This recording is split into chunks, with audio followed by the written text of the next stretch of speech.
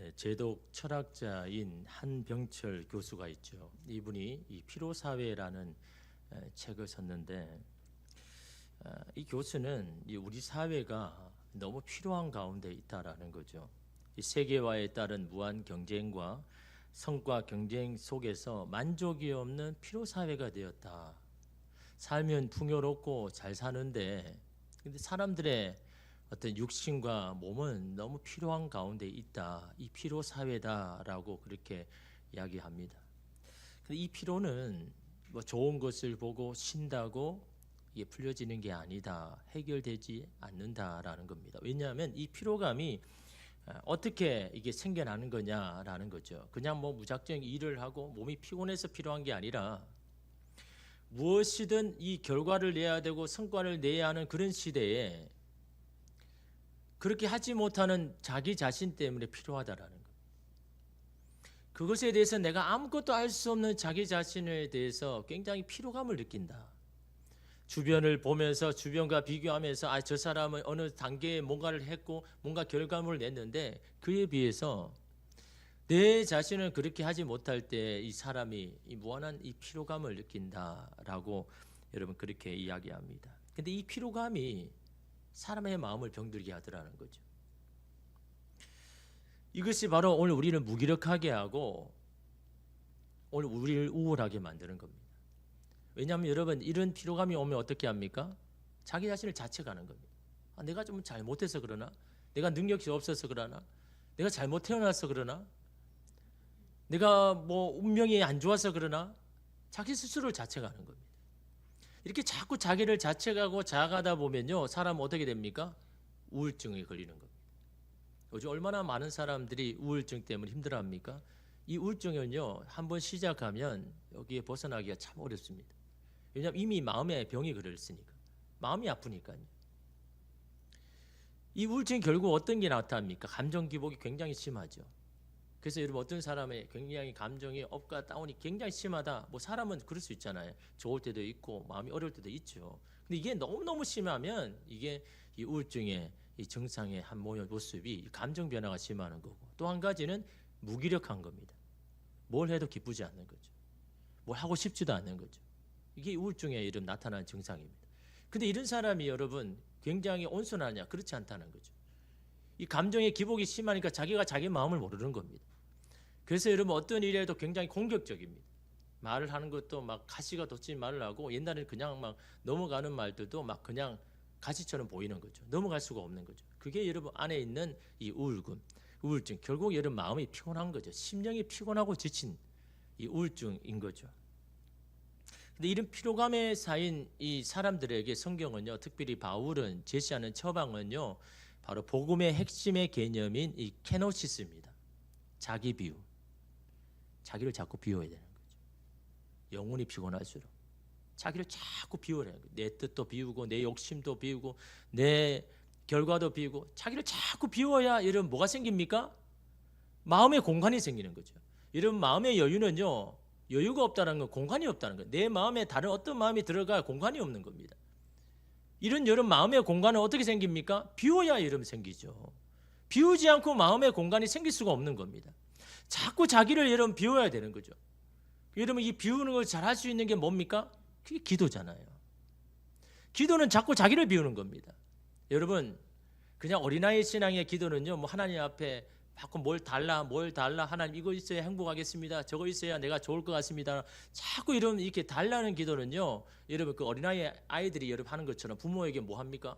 달라고 하는 거잖아요. 그죠? 그건 뭐 당연한 거지만 여러분 기도의 진정한 의미는요, 자기를 비우는 겁니다. 나를 자꾸 비워서 뭡니까? 예수로 자꾸 채우는 겁니다. 왜냐하면 내가 붙드는 것보다, 내가 하는 것보다 하나님이 붙드는 게 더 선하고 맞습니다. 주님이 이끌어 주셔야 내 인생이 잘 됩니다. 내가 하는 것보다 그걸 자꾸 고백하는 게 이러면 기도인 겁니다. 그래서 여러분 기도는요, 기도가 깊어지면 뭐합니까? 자기 자꾸를 자꾸 비우는 겁니다. 비울 때 여러분 주님의 마음이 임하고 그게 평안함이 있는 겁니다. 여러분 내 마음에 평안함이 없습니까?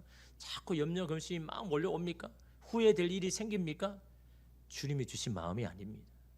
주님은요 평안을 주시고 미래의 소망을 주지 절대로 그런 마음은 주님이 주신 마음이 아닌 겁니다. 그만큼 내 마음이 피곤하다는 거죠. 내 심령이 지쳤다라는 거죠. 내 심령이 지금 만족감이 없다라는 겁니다. 여러분, 내 영적으로 피곤할 때는 언제입니까? 주로 보면요, 잘 될 때는 영적으로 피곤하지 않죠. 그때는 뭘 해도 이러면 기쁜 겁니다. 그렇지 않습니까? 뭐 작은 일에도 만족이 있습니다. 근데 영적으로 피곤하면요, 작은 일도 힘듭니다. 작은 일도 여러분 귀찮습니다. 내가 항상 영적으로 피곤할 때를 잘 보면요, 어떨 때입니까? 내가 원하는 대로 잘 안 될 때예요. 영적으로 피곤해집니다. 피로해집니다. 하나님, 이거 아닌데요? 여기인데요? 내가 원하는 길과 잘못된 길로 갈 때는요, 우리의 심령이 피곤해지는 거죠. 그때 여러분, 우리는 뭐합니까? 시험에 들기 시작하죠. 여러분, 그래서 우리가 주기도문에서 하는 내용 중에 뭡니까? 우리를 시험에 들지 않게 하옵소서라고 이야기하죠. 시험이 없게 하소서라고 기도하라고 예수님 말씀한 게 아닙니다. 시험에 들지 않도록 해달라고 기도하라는 겁니다. 다시 말하면 우리를 시험 오는 것들은 너무나 많다라는 거죠. 시험이 없는 게 아닌 겁니다. 뭐든 다 시험이 될 수 있는 거지만 그것이 시험에 들지 않도록 기도해라라는 것이 예수님께서 하신 여러분 주기도문 아닙니까? 그 시험이 와도 시험이 안 들면 되는 겁니다. 그러기 위해서는 어떻게 합니까? 내 영혼을 건강하게 해야죠. 내 영혼이 어떻게 됩니까? 여러분, 영혼이 피곤하다는 건 다른 말로 뭡니까? 내 자아가 자꾸 들어오는 겁니다. 내 자아가 여러분 자꾸 가득 차는 거죠. 성령께서 내 가운데 여러분 충만하면요, 이 육신의 자아들이 조금씩 사라집니다. 그래서 여러분, 성령으로 충만하면요, 내 본성도 내 자아도요, 성령께서 제어합니다. 그래서 우리가 여러분 성령을 충만한 이유가 바로 거기에 있는 거죠. 오늘 본문의 여러분 말씀에 여러분 모세도 지쳤습니다. 힘들었습니다. 말도 지지도 않는 이스라엘 백성들 여러분 끌고 가려니까 너무너무 지치는 겁니다. 도대체 이 백성은 달라지지도 않고 여전히 예전 애굽에 나올 때나 지금이나 똑같은 겁니다. 너무너무 지치는 거죠. 또한 이들을 대해서 침묵하시는 하나님에 대해서도 이 모세가 너무 지치는 겁니다. 하나님, 이런 백성을 왜 그냥 내버려 두십니까? 이 하나님의 침묵에 너무 지치는 겁니다. 여러분, 오늘 본문의 배경이 뭡니까? 광야에서 행군을 하는데 이스라엘 백성들이 맨날 만나만 보니까 못 살겠다는 거죠. 아니, 저 애굽에 있을 때는 뭐 다양한 음식을 먹는데, 아니 이 광야에서는 이제 맨날 이 만나만 먹으니까 이 만나만 먹고 못 살겠다는 거예요. 고기 좀 달라라는 겁니다. 여러분, 처음에 하늘에서 이런 만나가 내릴 때는 얼마나 신기했습니까? 얼마나 감격했습니까? 얼마나 은혜가 넘쳤습니까? 아, 하나님 우리를 버리지 않구나. 하나님 우리를 사랑하시는구나. 이렇게 우리에게 만나를 내려주시나. 그 감격을 여러분 했는데 지금은요, 그 감격이 없습니다. 다른 거 달라는 거예요. 못 살겠다는 거예요. 이런 불평을 모세가 듣고 있으니요, 피곤해지는 거예요. 지칩니다. 왜요? 이게 내가 할 수 있는 일이라면 여러분 아무 괜찮을 텐데 자기 할 수 없는 일이잖아요. 그걸 자기 앞에 와서 계속 이야기를 하니까 이 모세도 너무너무 지친 거죠. 피곤한 겁니다. 그래서 하나님 앞에 이렇게 하소연 합니다. 11절에 보니까 모세가 여호와께 여짜오되 어찌하여 주께서 종을 괴롭게 하시나이까? 어찌하여 내게 주의 목전에서 은혜를 입게 아니하시고 이 모든 백성을 내게 맡기사 내가 그 짐을 지게 하시나이까? 라고 이 하나님 앞에 막 호소하죠. 하나님, 왜 이런 백성을 저에게 주셔서 이렇게 맡기셔서 이렇게 저를 힘들게 합니까? 제가 맡은 짐이 너무 무겁습니다. 지쳤다라는, 이제는 은혜로 여러분 하고픈 마음이 다 사라졌다라는 거죠. 왜 그럴까요? 왜 모세는 지금 지쳤을까요? 이스라엘 백성은 오늘만 그런 게 아니잖아요. 지금까지 한결같이 늘 때마다 시마다 하나님 앞에 불평하고 원망해왔던 그들 아닙니까? 지금 뭐 새삼스럽게 와가지고 하나님 앞에 불평한 거 아니잖아요. 이스라엘 백성은 안 변했습니다. 똑같습니다. 근데 왜 모세는 이렇게 지쳤을까요? 모세의 마음이 변했기 때문입니다. 모세의 심령이 병들었기 때문입니다. 제가 이번에 그 라오스 가서 우리 선교사님 이야기를 조금 많이 했는데, 뭐 요즘 힘든 게 뭐냐라고 물어보니까요, 똑같습니다. 사람이 힘들다. 사람 때문에 지친다. 뭐 선교사님이나 저나 여러분이나 여러분 그렇잖아요. 일이 힘든 게 아니잖아요. 사람 때문에 사실 지치고 힘들죠. 왜 사람 때문에 힘들고 지치느냐? 아니, 그 사람 똑같은데. 그렇잖아요. 그 사람이 달라졌습니까? 여러분 계속 만나는 사람이요 갑자기 변했습니까? 아니잖아요. 똑같이 항상 똑같이 나에게 그렇게 대하잖아요. 근데 이제 내 마음은 더 힘들어져요. 그 그럼 뭐가 변한 겁니까? 그 사람이 변한 겁니까? 내가 변한 겁니까? 내가 변한 거죠. 그 사람은 그냥 여전히 있는데 내 마음의 상태에 따라서 이러면 다른 거죠. 이 선교사님이 힘든 게 뭐냐니까 사람 때문에 힘든데 왜 힘드냐 그러니까 한 젊은 가정이요. 예수전에 있는 그 국내에 있는 그 가정이 이 라오스 이 팍세에서 선교를 좀 해야 되겠다라고 이렇게 온 겁니다. 그러니까 얼마나 반갑습니까? 거기는 사람이 귀하잖아요. 한국 사람이. 그 와서 가정이 와서 돕는다 그러니까 너무 기대도 되고 이렇게 이제 이렇게 무거운 짐 이제 나누게 되니까 얼마나 기쁩니까? 그런 기대로 이렇게 했는데 이러면 선교사도 MZ 세대 이 선교사는 또 다른 거예요. 이들은요 그냥 상황 형편 보면서 자기가 결정하는 거예요. 박사가 보니까 자기가 원하는 데가 아니에요. 애들한테도 힘들고 자기도 힘들고 너무 힘들다는 거예요. 한 달 있다가 그냥 보따리 싸고 그냥 가버렸습니다. 얼마나 실망이 되는지. 하나님 이제 제 짐을 좀 벗어지게 하시는군요라고 너무 기뻐가지고 했는데 한 달 있다가 그냥 가버리니까요. 마음이 막 허해지는 겁니다. 사람에 대해서 막 이게 실망감이 오는 거죠. 그래서 이분이요 기도했습니다. 하나님 왜 제 마음이 이럴까요? 왜 그런 것일까요? 이러면 기도해야 자신의 마음이 보이는 겁니다. 사람을 의지할 대상이 아니라 섬기고 사랑해야 할 대상이라는 걸 다시금 깨달았습니다. 사람을 의지하니까 시험이 드는 겁니다. 실망이 오는 겁니다. 주의 일은 사람 보호하는 게 아닌 겁니다. 나를 이끄시는 주님을 봐야죠. 나를 불러주신 주님을 바라보며 해야 되는데 자기가 너무너무 지금 힘드니까 그냥 사람을 자꾸 의지하는 마음을 보여주시는 겁니다. 그때부터 다시 기도하는데요. 그런 실망이 사라지는 겁니다. 사람은 원래 그런 거구나.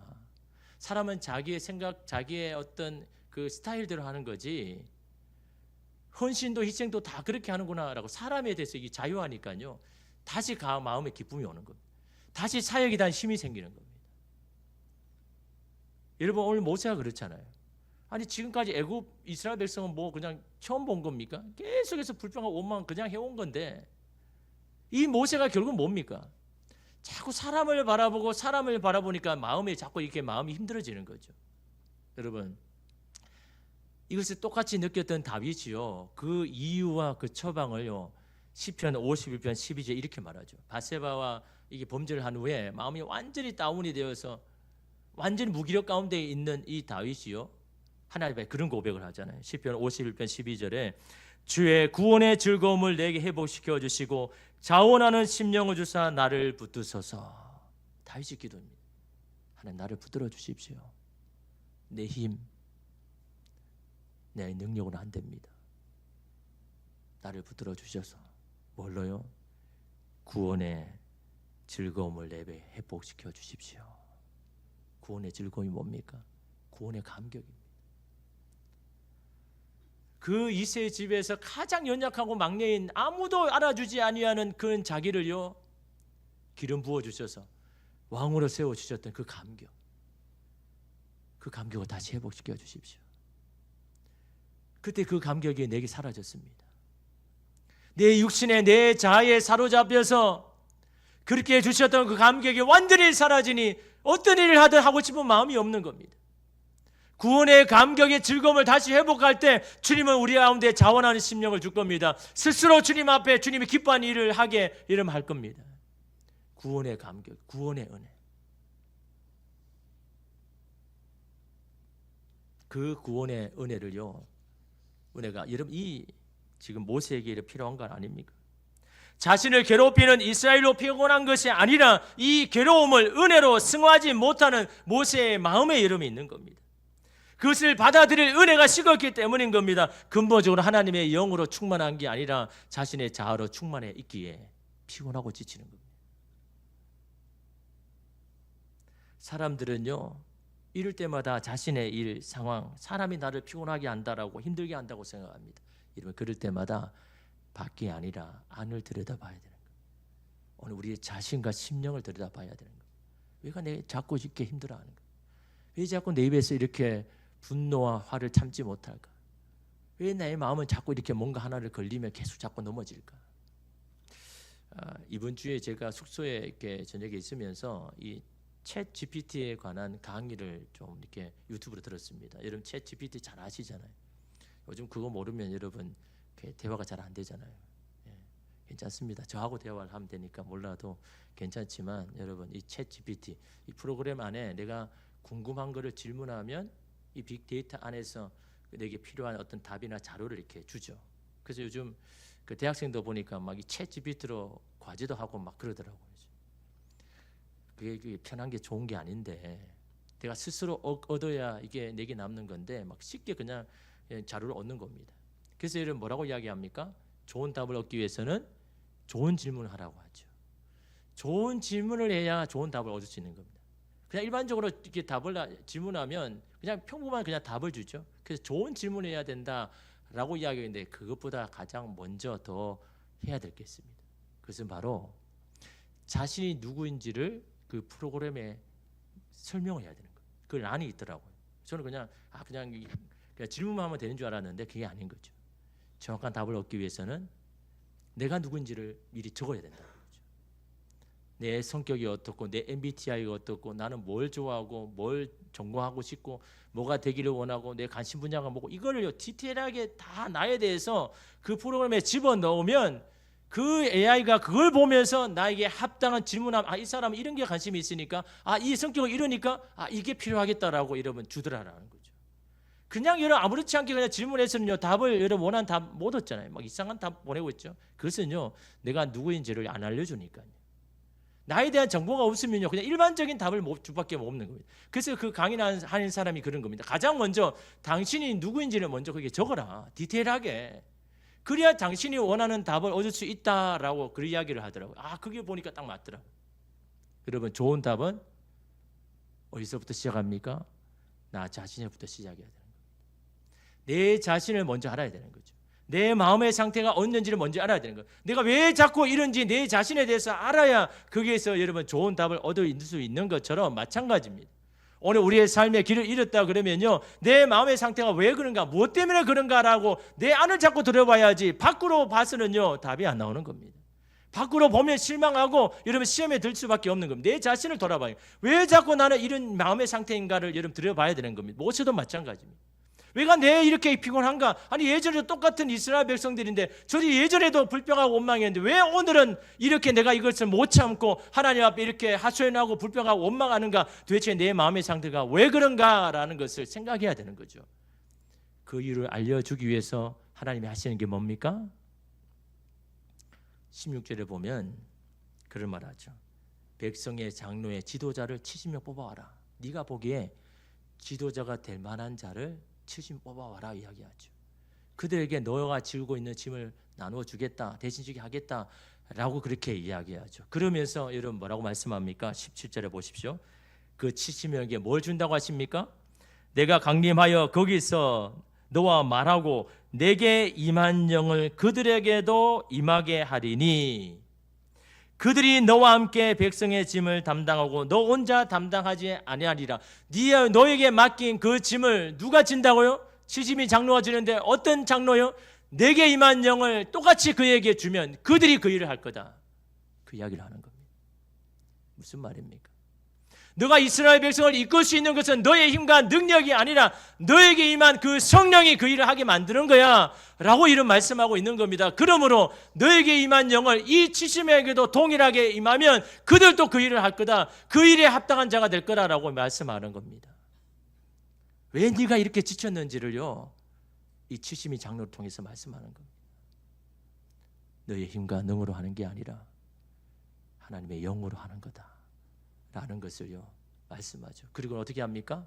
그들을 불러놓고 그게 임하신 하나님께서 25절 보십시오. 여호와께서 구름 가운데 강림하사 모세에게 말씀하시고 그에게 임한 영을 70 장로에게도 임하게 하시니 영이 임하신 때에 그들이 예언을 하다가 다시는 하지 아니하였더라 라고 이야기. 여기서 이런 두 가지를 이야기하죠. 그에게 임한 영을 누구에게요? 그에게 누굽니까? 모세에게 임한 영을 70인 장로에게도 임하였더니 그들이 어떻게 합니까? 예언을 하더라. 똑같이 모세처럼 하나님의 말씀 마음을요 똑같이 전하더라. 모세가 70인 장로들이 어떤 뭐 능력이나 뭐 이게 차이가 있어서 그런 게 아니라 주의 영이 임하면요 똑같이 그 일을 하는 겁니다. 하나님의 일은요 하나님이 주신 성령으로 하는 겁니다. 내 능력도 내 힘도 아닙니다. 그 영이 임하면요 똑같이 할 수 있는 겁니다. 지금 모세에게 말하고 있는 겁니다. 네가 특별해서 내가 널 특별히 사랑해서 너를 붙들어서 사용하는 게 아니다라는 거죠. 성령께서 너에게 임하니까 그게 붙잡힘하니까 너가 그 일을 할 수 있는 거야.